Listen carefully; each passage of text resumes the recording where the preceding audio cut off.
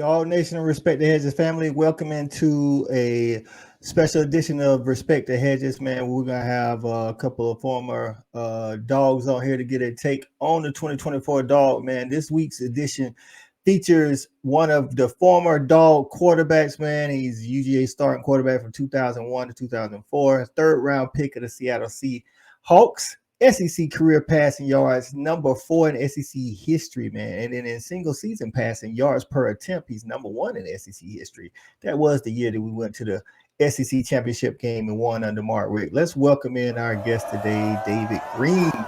What's going on, Greene? Man, happy. How you doing today? I'm glad it's fall, man. Football's getting good. It's starting to get a little cooler outside. Best time of year. Right, some football weather out there now, man. You know what I'm saying? Got the grills and tailgates going, a little nippy outside. I know as football players, sometimes it can get cold as it goes on, but right now I think it's perfect football weather. Hey, man, these Dogs are about to take on Florida this coming week, man. What's your thoughts on the Dogs just overall for 2024? And they put us on a roller coaster so far. You know, the only game I've seen in person was the Mississippi State game, and I was there in Athens, and I watched this, and I was like, man, I left the stadium going, we're just not a real good team right now. And to be honest with you, I kind of, after that game, I felt like we were like a little above average everywhere. I didn't feel like we were really great or dominant. We're not bad, obviously, by any means, but I didn't feel like we were great. Didn't feel really good going into Texas, I think, like a lot of people. But, man, the fight and grit that team showed out there in Austin, we had to beat Texas, we had to beat the referees and that defense, and it reminded me of kind of those national championship defenses. That the edge that they played with was phenomenal, and they showed a lot of grit out there on the road. But we got to keep it going. I'll tell you what, I think this Florida Gator team is actually better than a lot of people are giving them. And so we really got to put our foot on the gas down the stretch, because we got a lot of tough teams, to come. Right. I think with DJ Lagway, it offers another aspect. You got the dual threat aspect now. If you can pass and run as a quarterback, you definitely can give the Dogs some issues now. Outside of Alabama, nobody's been able to beat the Dogs, but still giving us some issues. So I think this challenge this weekend will be a little bit harder with DJ Lagway at the quarterback position. So we're going to jump into some of that for the Dogs. I know a lot of Dog fans out there got questions about the offense. While we're kind of up and down, at times we look like, we can't be stopped, like second half of Alabama, first half of Mississippi State going 5 for 6 in all of our drives in the first half, but we kind of been up and down. What do you think? What are you seeing from the offense that's causing us to be inconsistent? It's a great question. I think the coaches are scratching their head too. The word that you said, I think, hits the nail on the head. We've just been inconsistent. I mean, look how we've started the games out. You can tell they've tried early on getting Arian Smith going early. I heard on one of the broadcasts that was something Mike Bobo really wanted to do, is he wanted to try to get Arian Smith going. And then, like in Mississippi State, and we've done it a number of games. We did it against Texas. We try to get throwing a ball and we drop it. And for whatever reason, we have had the worst case of the drops this year.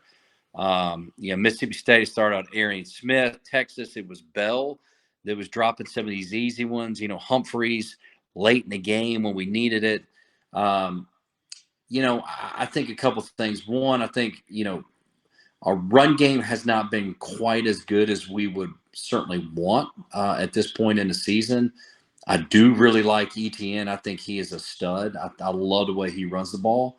And I think Carson, for whatever reason, like, you want your quarterback to be freed up and be a gunslinger. But there is a time where I feel like maybe he's a little too casual, just ripping the ball out there and not protecting it enough. I mean, we certainly have had way more turnovers than we would like at this point in the season. I do think at times, he's just not, he hasn't been as comfortable this season. And, he hasn't had the kind of separation that he's used to seeing with his receivers. He's used to Ladd McConkey running those man-to-man routes and winning all of them. Brock Bowers doing the same. And we've got good receivers. we just haven't really had anybody step up and where you can even feel like as a fan going, okay, it's 3rd and 6. We know who's getting the ball because this guy's Mr. Reliable. We don't really have that now. Like Bell's made some great plays for us throughout his career. Dealt lucky at times, but we just don't have like that guy I feel like at this point. And I think that's kind of showed a little bit in Beck's play this year, where he's really good. Everybody knows that. And then we'll have some moments that you feel like we're getting momentum, and then we'll turn the ball over. And it kind of feels like it's just out of the blue. It's like moving. We're in the red zone, and then we throw a pick, and we're like, oh my gosh, what are we doing? And it just kind of has that feel, man. We're going to have to play some good, consistent ball if we want to make a run down the stretch. And we certainly got to be catching the football better. And anytime we can get that run game going, and that makes the passing game so much easier, because now they can't sit back there and play a 2 safety, like a split safety look.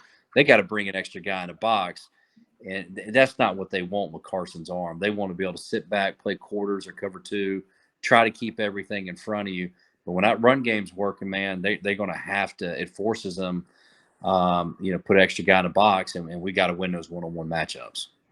I think you definitely hit on something with Carson being used to Ladd McConkey creating separation. Everybody that watched him for the 4 years he was here knew he could run a route and leave you outside the camera frame.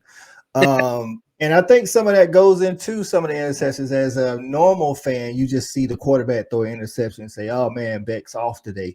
But like, for instance, in the Texas game, that interception where the fans threw all the trash and all that stuff, it almost looked like Arian didn't come back to the spot where Carson, thought he was going to be. Some of that could have been put on Arian Smith, in my estimation.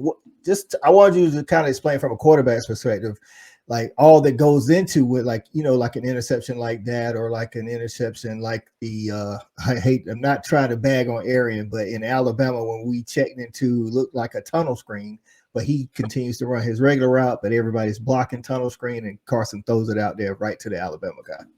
Yeah, and it's why timing and is so important, because at quarterback, you have to anticipate where the guy's going to go. If you wait till he comes out of his break, the window's going to close by then. You're throwing interceptions. So you hear a lot of people talk about trust and how a quarterback has to trust the receiver. It is true, because, the quarterback has a good feel of when the guy's supposed to be coming out of his route. A lot of times we will try to see, all right, as he starts to sink his hips, that's how he's about to lock on the brakes and come out of it. But there's nothing worse, man, as a quarterback when when you get hung out to dry, you know what I mean, where you throw the ball and they got to take the right depth and you throw a pick. But I'll tell you something, early in the season, you mentioned Alabama. They played a lot of man coverage against us, and we played a lot of man coverage against them in that game. And if you watch that Alabama game, how much separation Alabama's receivers were able to get on our DBs versus we had no separation. And I'll be honest with you, Carson Beck, some of the throws he's made like NFL caliber throws in tight coverage, just because to date, our receivers have not really been able to get a lot of separation in man coverage. And we're fortunate he's been as accurate as he is, because he's made some really big time throws down the stretch and in key moments when we've needed him to. But, running good routes, getting separation, I think we'll see a lot of man coverage, because at this point, I don't think DBs and D coordinators feel, extremely threatened by what we have at this point. We got good players, but I wouldn't say at this point we're elite, like maybe some of the other teams at this point. Would you say some of those trust issues between Beck and his pass catchers would be like one of the biggest differences between 2023 Beck and 2024 Beck? Because like, one, I don't think he really trusts Oscar Delp. At least it doesn't seem like he does, unless Oscar Delp was wide open. And Oscar in high school was like this super uber confident guy. He doesn't exude that same confidence in my eyes, and maybe Carson can kind of sense that. Possibly. It's hard to say. What we need is we need guys out wide that are making like big plays for us, and then that way Parsons can gain confidence. The receivers can gain, and tight ends can gain confidence in themselves as well. We get into key moments, and I would even see it being a challenge as a play caller. Like it's 3rd and 6, going to get man coverage. 3rd and 5, like who's your guy? Like who are you designing plays for on your call sheet to go? This is the guy I know is going to make the play for me. And I don't. And look, I could be wrong. I'm sure there's guys doing it in practice, but just as a fan watching, I don't know who that is right now. And we've got good players, we've got a good team, but we do lack at this point being able to really point out our identity and go, hey man, this is our dude. You know what I mean? Like this is the guy that's going to get the ball here. I don't know if we've got that clearly defined. So hopefully that's something, we've been working on in this off week with this extra bye, with the bye. And so as we hit this back stretch of the season, we can really start to kind of hash out our identity in the passing game and figure out, who are going to be those guys that really step up when we need it.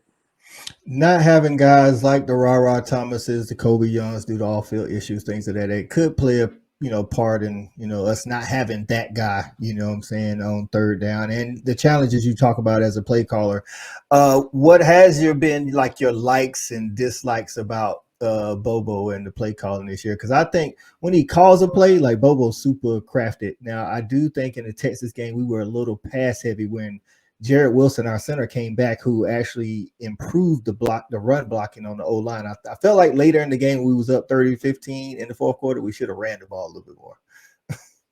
Yeah, look, I think Bobo does a good job, man. I've always been a big Bobo fan, and I'm probably a little biased towards him. I mean, he coached me, and he can flat out do it. I think he's at times scratches his head like some of the fans do, where you're going, hey man, who are going to be our dudes that step up?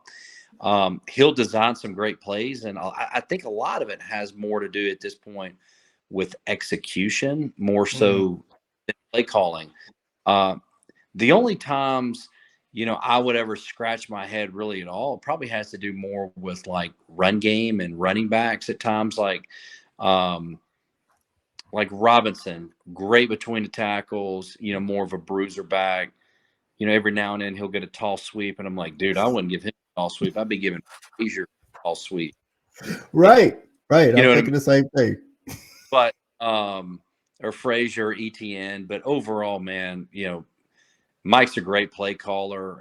A lot of this is more execution than plays, because a lot of times it's there, or if one guy does his job, all we see is, oh man, it was a negative play, right, or something like that. Does his job right, then it might have been a 40-yard gain. So I think he's a great schemer, but it's certainly it's a lot easier to coach when you got some dudes out there that are making it happen for you. Big facts. All right, man. With the world's largest outdoor cocktail party coming up, what's your thoughts on UGA Florida? Well, I think we're going to keep gaining. We're going to keep building off this momentum. I think the boys certainly have gained some confidence. I think having this tough schedule this year, these boys are resilient. And I know Kirby keeps talking about, hey, we're going to eat, we're going to eat. I think we gained a lot of confidence. I think going into Texas, these boys you could tell they kind of felt like they'd been disrespected. And be honest with you, Georgia fans, they had not played very good ball. I mean, I'm not saying it was bad, but it wasn't like the caliber we're used to seeing. Certainly got to show this Florida Gator team some respect. I know a lot of people think, oh man, we're going to go down there and roll these guys. They're good. We better be at our best. But I think there's no question going this game, Kirby's going to have these dudes ready. We're going to be a little more healthy. Probably Ben, I want to work on some things and scheme wise that we want to continue to work on his back half of the season. So I think we'll be fine, man. I got us by at least 10, I think, in this game. And I think that defense is going to keep building on that identity, man. That Jalen Walker dude, he is something special. I mean, he's a different cat now. He's definitely going to be a first rounder. I think there's no question. He is a difference maker. Right. We have an NFL quarterback in Carson Beck. So to close it out, one of the fellas wanted to know, who are your top 5 draft eligible quarterbacks for next year? You got guys like Shedeur Sanders, Jackson Dart, Carson Beck, Cam Ward, a slew of other Quinn Ewers. Who are your top 5 draft eligible QBs? Man, I'm glad Corey Allen said in order. In order. Jeez, man, I don't know. Look, I like Beck. I tell you what, Beck has done a really good job of throughout his career, in my opinion. And I saw it maybe a little more last year than this year. He makes those good, quick decisions. When it's like 3rd and 7, and you can tell that clock goes off like it's time to, like it's not there, I need to run. He's sneaky enough where he can get you 7-8 yards. Like he can pick up first downs with his leg. Carson's got a big arm in the right system. I think Carson can do some amazing things, just kind of like how Jane Daniels, how he fit in Washington Commanders offense. I mean, it's just been a thing of beauty. I think Carson with the right system, with the right players around him, can be fantastic.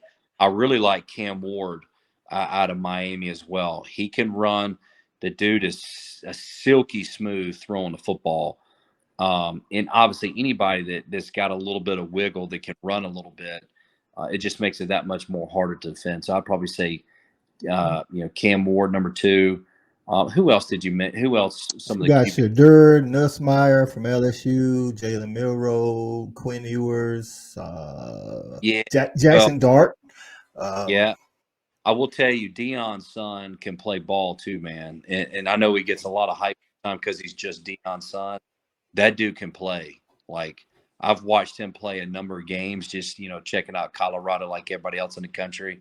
And he gets a lot of hype, but I'll say it is warranted. That kid is a baller. Like, he can play some football. So I think he's got a chance to be a really good pro. I've seen Jackson Dart a couple times in person. I would say maybe a little bit more of a question mark, but he's a good player, man. Okay. Quinn Ewers, he would be probably more towards the bottom. I think he's certainly got some upside, but I think the other guys at this point are more ready than he is, in my opinion. Okay. All right. We appreciate you coming on, David, giving us your thoughts on the 2024 Dogs and the UGA Florida game coming up this weekend, man. And before we get out of here, who won the game between you and Quincy last Tuesday? You shouldn't have asked, man. QC, actually, what's funny? Both our JV teams were undefeated coming into the game, and they ended up getting us. I think it was either 28-26 or 26-24. I think they beat us by 2. Anyway, QC's doing a really good job too with them Southwest Cowboys. He's got some good players, and I'll say he coaches them well too. That was a well-coached football team, and it was good to see Q, man. I've actually talked to him 2 or 3 times since we played, so it was good, man. It was a good battle. Hope you can get some get back on them next season. That's right. Yeah. All right, we appreciate you, David, man, and as always, go Dogs. Yes, sir, man. Go Dogs. Have a good one.